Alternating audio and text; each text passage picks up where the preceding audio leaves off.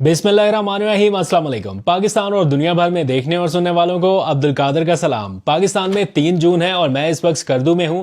सियासी खबरों के ऊपर कुछ ही देर में बात करते हैं, क्योंकि इमरान खान के हवाले से एक अहम दावा सामने आ रहा है कि जेल में उनकी कुछ मुलाकातों के नतीजे में वो किसी अहम मामले की जानिब बढ़ रहे हैं। यानी एक ऐसा एग्रीमेंट, एक ऐसा मुआहिदा जो पाकिस्तान की सियासत का रुख तय कर सकता है, उसके लिए उनकी रजामंदी जो है वो कुछ लोगों को मिल चुकी है। इस बारे में क्या तफसीलात है एग्जैक्टली जानते हैं, लेकिन सियासी खबरों पे बात करने से पहले आप ज़रा आज मेरा खबरनामा सुनिए, यानी हमारे साथ हमारी आप बीती जो है वो सुनिए कि हम स्कर्दू कैसे पहुंचे। मैं थोड़े से विजुअल्स भी आपको दिखाना चाहूँगा, और चूँकि ये इन सारे सियासी मामला से रेलिवेंट भी हैं तो थोड़ी सी बात इनके ऊपर करते हैं, 1-2 मिनट, फिर आगे चल के सियासी खबरों के ऊपर बात करते हैं।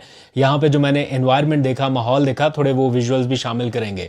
तो जनाब, कल मैं इस्लामाबाद से तकरीबन 7:30 बजे रवाना हुआ बाई रोड। वैसे तो बाई एयर का प्लान था, लेकिन फॉर सम रीजंस कुछ अरेंजमेंट्स ऐसे हुए कि बाई रोड प्रेफर कर दिया कि चले, पहले एक बार जा चुके हैं बाई एयर, तो इस बार बाई रोड ज़रा एक्सपीरियंस करके देखते हैं। और ये एक्सपीरियंस बिल्कुल अच्छा नहीं रहा, और मैं यहाँ पर स्कर्दू में पहुँचा तकरीबन 5:30 बजे के करीब 5 बजे, हाँ 5 बजे के करीब पहुँचा। 5:30 तो होटल में पहुँच गए थे।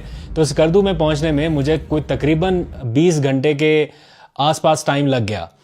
और जब वहाँ से निकले थे तो ऐसा लग रहा था कि ये 11, 12, 13, 14 घंटों का सारा टोटल सफ़र होगा। लेकिन ये इतना लंबा सफ़र क्यों हुआ? क्योंकि रास्ते में जो सड़कें हैं, इतनी टूटी फूटी सड़कें हैं, इतना बुरा हाल है।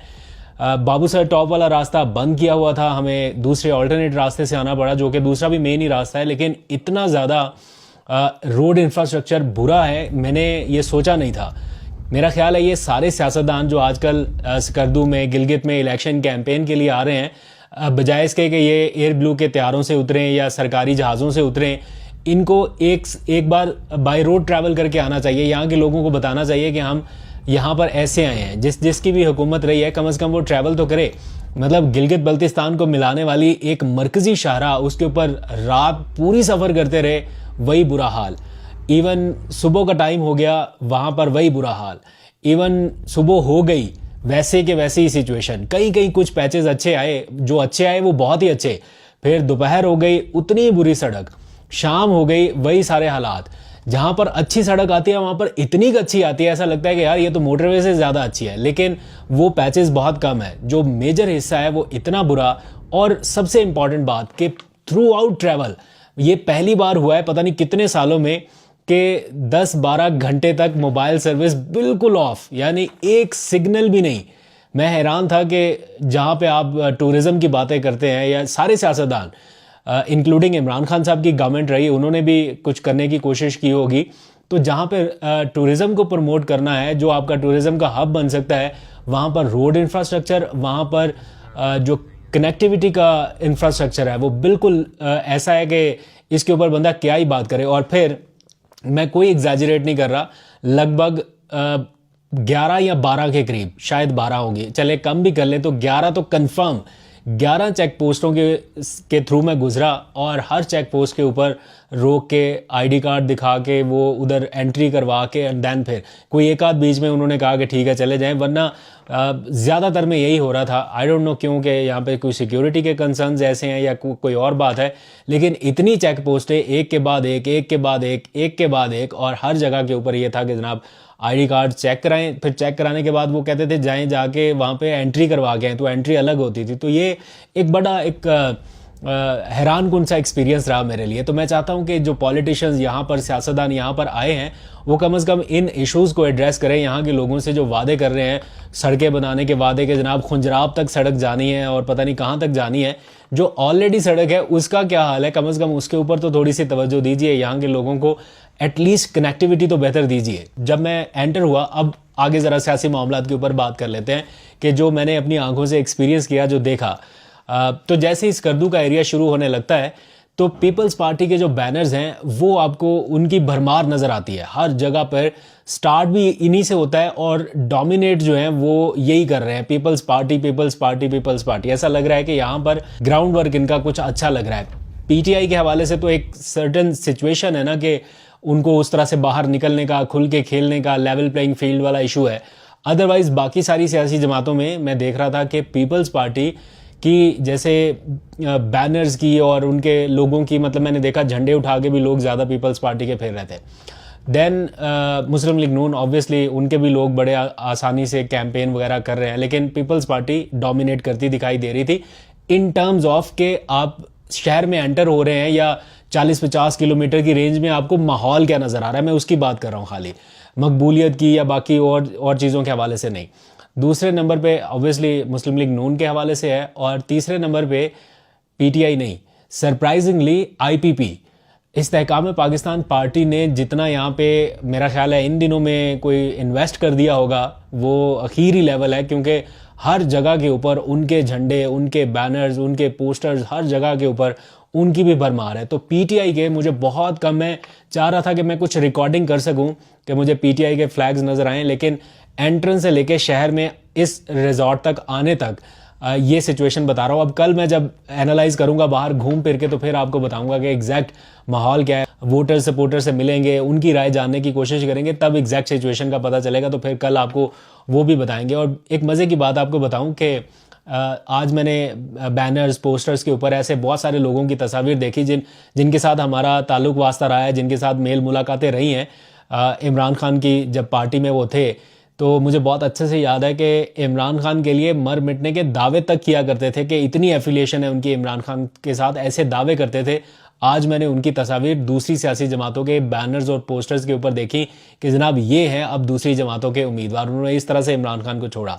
खैर, अब आ जाइए ज़रा सियासी मंजरनामे के ऊपर थोड़ी सी बात कर लेते हैं। कल आपको पता है अडयाला जेल के हवाले से जो भी सिचुएशन रही वो रात वाइंड अप हो गया। सुहेल आफरीदी और अलीमा खान, पहले तो अलीमा खान ने दावा किया कि वो बैठेंगे वहाँ पे धरना देंगे, लेकिन फिर उनका एक मुशावरती सेशन हुआ पास ही करीब एक इमारत में, एक छोटा सा वो बिल्डिंग सी है, वहाँ पर गए। कुछ देर अंदर उन्होंने 5-6 लोग जो हैं मेन पॉलिटिशियंस, उन्होंने मुशावरत की और फिर बाहर आके उन्होंने धरना जो है वो ख़त्म कर दिया, सारे रवाना हो गए। कुछ लोग जो वहाँ पर मौजूद थे वो बताते हैं कि अलीमा खान इस मौके पे कोई बहुत ज़्यादा खुश नहीं थी, थोड़ी अफसुर्दा दिखाई दे रही थी कि उन्हें हर बार की तरह इस बार भी ये धरना ख़त्म करना पड़ रहा है। अच्छा, इस सारे मंजरनामे में आज एक और ख़बर सामने आई है जिसकी पिछले कई दिनों से हम ये बातें सुनते तो आ रहे हैं, लेकिन अब ये क्लेम किया जाने लगा है कि इमरान खान जेल में कुछ ऐसी मुलाकातें कर चुके हैं जिनके बारे में रिपोर्ट नहीं हो रहा है या जिनके बारे में बताया नहीं जा रहा, और उन मुलाकातों में वो नेशनल गवर्नमेंट के क़याम पर रजामंद हो चुके हैं या उन्होंने अपना कम अज़ कम कॉन्सेंट जो है वो दिया है कि इस तरफ हम बढ़ सकते हैं, क्योंकि उन्हें भी ये लगता है कि यही हल है। साबिक वफाकी वज़ीर फवाद चौधरी ने एक टीवी प्रोग्राम में ये गुफ्तगू की और उन्होंने कहा कि इमरान खान से जो हालिया मुलाकातें हुई हैं इसमें वो इस बात पर रजामंद हो चुके हैं कि नेशनल गवर्नमेंट बनाई जाए। और मैं आपको पिछले कुछ अरसे से बता रहा हूँ कि महमूद खान अचकज़ई बतौर अपोजिशन लीडर वो खुद भी इस बारे में ही बात कर रहे हैं, पीटीआई के अंदर भी इस बारे में बात हो रही है। सारे जो पार्लिमानी रहनुमा हैं उनको बिठा के बताया जा रहा है कि आगे बढ़ने का अब एक ही तरीका है कि नेशनल गवर्नमेंट बनाई जाए। अगर खाली फवाद चौधरी ये बात करते तो फिर मैं शायद ये समझता कि वो कोई ऐसा नैरेटिव ला रहे हैं कि लोग डिस्ट्रैक्ट हो जाएं, लेकिन अब तो पाकिस्तान तहरीक इंसाफ के अंदर महमूद अचकज़ई से लेके बैरिस्टर गौहर से लेके और भी संजीदा लोग अब इस तरह के हिंट्स देने लग गए हैं कि अब अगर यहाँ से आगे बढ़ना है तो उसका तरीका और उसका फॉर्मूला एक ही है कि सबको मिला के एक नेशनल गवर्नमेंट बनाई जाए, और जब सारे स्टेक होल्डर उस गवर्नमेंट में शामिल हों वो आगे का रोड मैप तय करें कि इलेक्शन कमीशन कैसा होगा, आइंदा इलेक्शंस कैसे होंगे, आइंदा के मामला कैसे चलेंगे। कोई एक सियासी जमात अब ये तय ना करे, क्योंकि अगर ये मामला कोई एक सियासी जमात करेगी या 2 सियासी जमातें मिलकर तय करेंगी तो सारे फरीकैन उस पर एग्री नहीं करेंगे और ये इसी तरह से पोलराइजेशन बढ़ती रहेगी। तो इसलिए वाहिद हल जो अब नज़र आने लगा है सारी सियासी कुव्वतों को वो ये है कि एक नेशनल गवर्नमेंट जिसमें हिस्सा बकदर जुस्सा, उसमें मौलाना भी हों, उसमें जो बाकी सारे सियासी फ्रीकैन हैं इंक्लूडिंग पीटीआई, ऑब्वियसली उसको तो माइनस नहीं कर सकते, पीर पगाड़ा हो या एमक्यूएम हो या जितने भी बाकी सियासी स्टेक होल्डर्स हैं उनको मिला के एक ऐसी गवर्नमेंट बनाई जाए।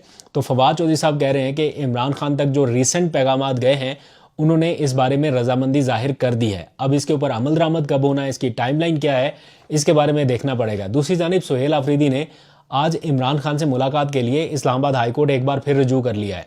वो चाहते हैं कि बजट पास करने से पहले वो इमरान खान से हिदायत ले लें, क्योंकि अलीमा खान ने उनको कह दिया है कि इमरान खान ने लास्ट टाइम भी रोका था, आपने बजट पास करवा लिया, अब फिर रोक रहे हैं, तो अब आप बजट पास कराने की तरफ जा रहे हैं तो पहले इमरान खान से मिलें, तो वो जाहिर बात है मुलाकातें तो हो नहीं रही, बजट पास नहीं करेंगे तो गवर्नमेंट जाएगी, तो इसलिए वो चले गए आज फिर अदालत कि हमें इमरान खान से मुलाकात की इजाज़त दी जाए। मुझे लगता है बल्कि जो हालात हैं उनको इजाज़त नहीं मिलेगी इस तरह से, और ये कॉम्प्लिकेशन सी बढ़ती रहेगी।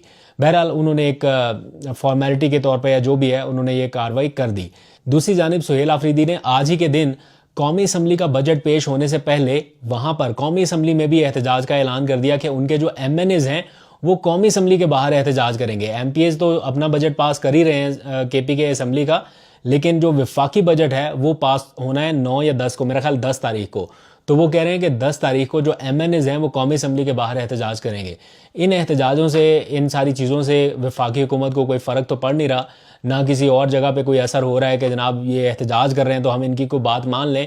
उल्टा उनको लगता है कि ठीक है, ये जितना एहतजाज करते जाएंगे इनकी अपनी पावर जो है वो कम होती जाएगी। बार बार के एहतजाज से फिर लोग भी उस तरह से पीछे हट जाते हैं। अब अडयाला हर मंगल की कॉल देने के बाद अब आहिस्ता आहिस्ता लोग जो हैं वो ये सोचने पर मजबूर हैं कि हर बार बुला के अगर रात में धरना ख़त्म ही करना है तो फिर जाने का क्या फ़ायदा।